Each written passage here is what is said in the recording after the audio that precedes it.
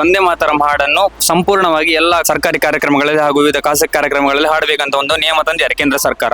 ಇದರ ಬಗ್ಗೆ ನಿಮ್ದೊಂದು ಅಭಿಪ್ರಾಯ? ನಮ್ಗೆ ಸ್ವಾತಂತ್ರ್ಯ ಸಿಕ್ಕಿದಾಗ ಅದನ್ನು ಹಾಡ್ಲಿಕ್ಕೆ ಶುರು ಮಾಡ್ಬೇಕಿತ್ತು ರಾಷ್ಟ್ರಗೀತೆಯಾಗಿ. ಯಾಕಂದ್ರೆ ನಮ್ಗೆ ಸ್ವಾತಂತ್ರ್ಯ ಸಿಕ್ಕಿದೆ ಆ ಗೀತೆಯ ಪ್ರಭಾವದಿಂದ. ರಾಜಕೀಯ ಅದೆಲ್ಲ ವಿಷಯ ಬಿಡಿ, ಈಗ ಈ ಸಮಾಜಕ್ಕೆ ಈಗಿನ ಹೊಸ ಜನರೇಷನ್ ಅವರು ಅವರನ್ನೇ ಒಂದು ಗುಂಗಿನಲ್ಲಿ ಇರ್ತಾರೆ. ಅವರಿಗೆ ಅರ್ಥ ಆಗ್ಬೇಕು ಅದರ ವಿಷಯ, ಒಂದು ಅದರ ಮಹತ್ವ ಅರಿಬೇಕಂತಾದ್ರೆ ಈ ರೀತಿಯ ಕಾರ್ಯಕ್ರಮಗಳಿಂದ ಅವರಿಗೆ ಅದರ ವಿಷಯ ಮನದಟ್ಟಾಗ್ತದೆ. ನೇಷನ್ ಫಸ್ಟ್ ಅದ್ರ ಮಾತ್ರ ನಾವು ಬದುಕ್ತೇವೆ. ಈಗ ನೇಷನ್ ಇಲ್ದಿದ್ರೆ ನಿಮ್ ಇಲ್ಲಿ ನೆಲೆನೇ ಇಲ್ಲ. ಎಲ್ಲಿಂದ ಎಲ್ಲಿ ತನಕ ಏನು ಎಂತದ್ದು ಆ ಒಂದು ವಿಷಯ ಜನಗಳಿಗೆ ಅರ್ಥ ಆಗ್ತದೆ. ದೇಶ ಪ್ರೇಮದ ಯಾವುದೇ ಸ್ಟೆಪ್ ಆದ್ರೂ ಇಂಥ ಶಕ್ತಿಗಳು ಕುಕೃತ್ಯಕ್ಕೆ ಇಳಿತವೆ. ಅಂತವರು ಇಲ್ಲಿ ಬಾಂಬ್ ಬ್ಲಾಸ್ಟ್ ಆದಾಗ, ನಮ್ಮ ಮೇಲೆ ಗೂಂಡಾಗಿರಿ ಮಾಡಿದಾಗ ಅವರು ಮಾತಾಡುದಿಲ್ಲ. ಕುಟುಂಬದಲ್ಲಿ ಸಹ ಒಂದು ವಿಷಯ ಆಗುವಾಗ ಅದು ಬೇಕು ಬೇಡಗಳು ಬರ್ತದೆ, ಅದು ಇದ್ದದ್ದೇ.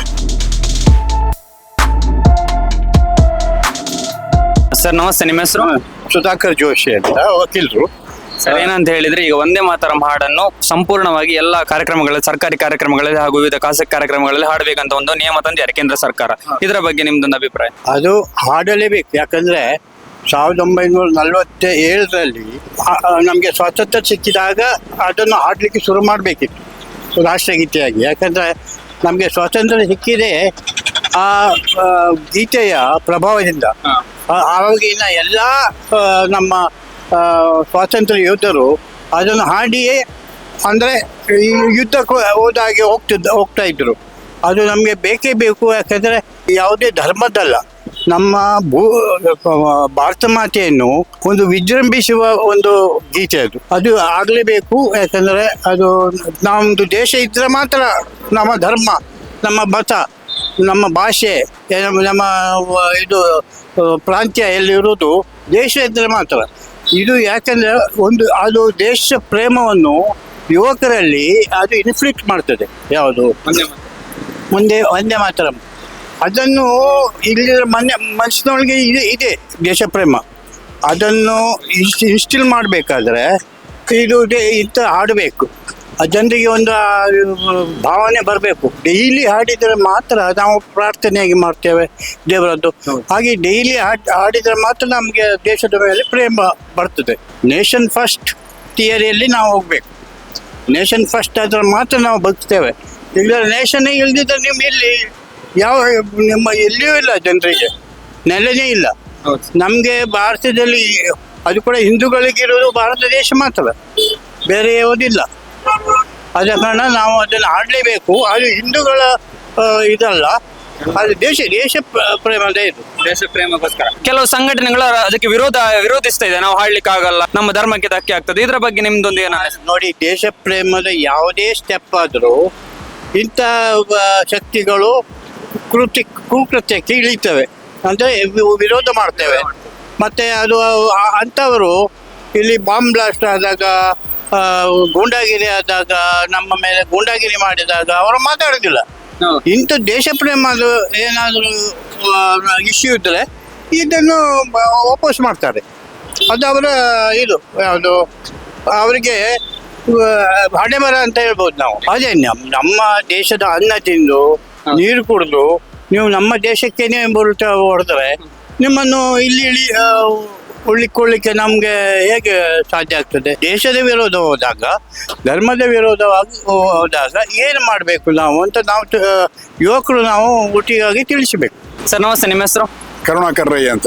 ಸರ್, ಏನಂತ ಹೇಳಿದ್ರೆ ಈ ವಂದೇ ಮಾತರಂ ಹಾಡನ್ನು ಕಾರ್ಯಕ್ರಮಗಳಲ್ಲಿ ಹಾಡಬೇಕನ್ನೋ ಒಂದು ಕೇಂದ್ರ ಸರ್ಕಾರ ನಿಯಮ ಹೊಂದಿದೆ. ಅದರಿಂದ ನಿಮ್ದೊಂದು ಅಭಿಪ್ರಾಯ ಅದರ ಬಗ್ಗೆ? ಅಂದ್ರೆ ಈ ರಾಜಕೀಯ ಅದೆಲ್ಲ ವಿಷಯ ಬಿಡಿ, ಈಗ ಈ ಸಮಾಜಕ್ಕೆ ಈಗಿನ ಹೊಸ ಜನರೇಷನ್ ಯುವ ಪೀಳಿಗೆಗೆ ಅವರು ಅವರನ್ನೇ ಒಂದು ಗುಂಗಿನಲ್ಲಿ ಇರ್ತಾರೆ. ಅವರೇ ಮೊಬೈಲ್, ಅವರೇ ಒಂದು ಲೋಕದಲ್ಲಿ ಇರ್ತಾರೆ. ಗೊತ್ತಾದಲ್ಲಿ ಟೀನೇಜರ್ಸ್ ಅಲ್ಲ, ಅವರಿಗೆ ಈ ಹಿಂದಿನ ಕೆಲವು ವಿಷಯಗಳು ಅವರಿಗೆ ಗಮನಕ್ಕೆ, ಅದರ ವಿಷಯ ಅವರಿಗೆ ಅರ್ಥ ಆಗ್ಬೇಕು, ಅದರ ವಿಷಯ, ಒಂದು ಅದರ ಮಹತ್ವ ಅರಿಬೇಕಂತಾದ್ರೆ ಅವರಿಗೆ ನಾಲೆಜ್ ಬರಬೇಕಾದ್ರೆ ಈ ರೀತಿಯ ಕಾರ್ಯಕ್ರಮಗಳಿಂದ ಅವರಿಗೆ ಅದರ ವಿಷಯ ಮನದಟ್ಟಾಗ್ತದೆ, ಒಂದು ಪ್ರೇರಣೆ ಆಗ್ತದೆ. ಬಾಕಿ ವಿಷಯವಿಲ್ಲ. ನಾವು ಈ ರಾಜಕೀಯದ ವಿಷಯ ಮಾತಾಡೋದಲ್ಲ, ದೇಶದ್ದು ಅಥವಾ ನಮ್ಮ ಹಿರಿಯರ ಒಂದು ವಿಷಯ ಉಂಟಲ್ಲ, ಯಾವ್ದಾದ್ರು ಒಂದು ಹಿಸ್ಟ್ರಿ. ಈಗಿನ ಜನರೇಷನ್ಗೆ ಅದರದ್ದು ಗೋಜಿಗೆ ಇಲ್ಲ, ಅವರ ಲೋಕದಲ್ಲಿ ಇರ್ತಾರೆ. ಹಾಗಾಗಿ ಇದ್ದಾರೆ ಒಂದು 60% ಹುಡುಗರೇ ಹಾಗೆ ಇದ್ದಾರೆ. ಅಂದ್ರೆ ಈಗಿನ ಪರಿಸ್ಥಿತಿ ಹಾಗೆ. ಯಾಕೆಂದ್ರೆ ಇದು ಬಂತಲ್ಲ, ನಮ್ಮ ಒಂದು ಕೊರೋನಾ ಬಂದ ನಂತರ ಮಕ್ಕಳಿಗೆ ಮೊಬೈಲ್ ಸಿಕ್ಕಿದ ನಂತರ ನೀವು ಅವರ ಹತ್ರ ಹೋದ್ರು ಸಹ ಅವರು ಇಲ್ಲ, ಅವರು ಮನೆಯಿಂದ ಬಂದ್ರು ಸಹ ಅವರಿಗೆ ಅದೇ ಬೇಕು, ಮನೆಯಲ್ಲಿ ಜಗಳ ಎಲ್ಲ ನೋಡ್ತಿರಲ್ಲ, ಮೊಬೈಲ್ ಕೊಡೋದೆಲ್ಲ ಆಗುದು ಅನಾಹುತಗಳೆಲ್ಲ. ಹಾಗಾಗಿ ಸ್ವಲ್ಪ ಅವರಿಗೆ ಅದರ ವಿಷಯ ಅರಿವಿರ್ತದೆ, ಅದರ ವಿಷಯ ಒಂದು ಎಂತದ್ದು ಏನಂತ ಗೊತ್ತಾಗ್ತದೆ ಅಂತ ನಮ್ಮ ಅಭಿಪ್ರಾಯ ಅಷ್ಟೇ. ನೀವ್ ಈಗ ಹೇಳಿದ ಪ್ರಕಾರ ಯಂಗರ್ ಜನರೇಷನ್ ಅಲ್ಲಿ ದೇಶದ ಅಭಿಮಾನ ಮೊದಲಿದ್ದಷ್ಟೆಲ್ಲ ಕಡಿಮೆ ಉಂಟು ಆದ್ರೆ ಅವರು ಅದಕ್ಕೆಲ್ಲ ತಲೆ ಅವರದೇ ಇರ್ತದೆ, ಅವರದೇ ಈಗ ನೀವು ಮನೆಯವರೊಂದು ಹೇಳಿದ್ರು ಸಹ ಅವರು ಹೂ ಹೇಳ್ತಾರೆ ಹೊರತು ಒಂದು ಯಾರು ಬಂದು ಹೋದ್ರು ಸಹ ನೋಡಿ, ಈಗ ಅವರ ಅಜ್ಜ ತೀರಿ ಹೋಗಿದ್ರೆ ಸಹ ಅವರ ಕೆಲಸ ಆಗುತ್ತಿದ್ರೆ ಅವರು ಇಲ್ಲೆಲ್ಲೋ ಮೊಬೈಲ್ ನಲ್ಲಿ ಇರ್ತಾರೆ, ಅವರಿಗೆ ಆ ಗುಂಗಿನಲ್ಲಿ ಇರುವುದಿಲ್ಲ. ಹಾಗಾಗಿ ಅವರಿಗೆ ಇಂಥದ್ದು ಪ್ರೋಗ್ರಾಮ್ ಇಂದ ಅವರಿಗೆ ಒಂದು ಅವೇರ್ನೆಸ್ ಬರ್ಬೋದು ಅಂತ ಹೇಳ್ತೇನೆ ನಾನು. ಈ ಹಾಡಿನ ಮಹತ್ವದ ಬಗ್ಗೆ ಏನ್ ಹೇಳ್ತೀರಿ? ವಂದೇ ಮಾತರಂ ಹಾಡಿ ಅಂದ್ರೆ ಹಿಂದೆ ಇಂಡಿಯದ್ದು ವಿಷಯದ್ದು ಎಲ್ಲಿ ಏನು ಎಂತದ್ದು ಅಂತ ಹೇಳುದು ಗೊತ್ತಿರುವುದಿಲ್ಲ. ಇದರಿಂದಾಗಿ ಅದು ಎಲ್ಲಿ ಎಂತದ್ದು ಏನಂತ ಒಂದು ಗಮನ ಆಗ್ತದೆ, ಎಲ್ಲಿಂದ ಎಲ್ಲಿ ತನಕ ಏನು ಎಂತದ್ದು ಆ ಒಂದು ವಿಷಯ ಜನಗಳಿಗೆ ಅರ್ಥ ಆಗ್ತದೆ.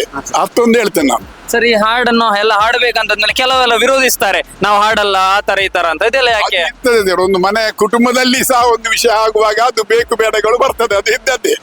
ಒಂದು ಮನೆಯಲ್ಲಿ ಒಂದು ವಿಷಯ ಬಂದ್ರೆ ಆ ವಿಷಯದಲ್ಲಿ ಒಂದು 4-5 ಫ್ಯಾಮಿಲಿಯಲ್ಲಿ ಇದ್ರೆ ಅದರಲ್ಲಿ ಸಹ ಬೇಕು ಬೇಡಗಳು ಬರ್ತದೆ, ಆಗ ಬರುವುದು ಸಹಜ. ಅದು ಯಾವ ರೀತಿ ಪ್ರಕ್ರಿಯೆ ಅಂತ ಅದು ನಮ್ಗೆ ಹೇಳಿಕ್ಕೆ ಆಗುದಿಲ್ಲ, ಅದು ಲೋಕದ ವಿಷಯ ನೋಡಿ.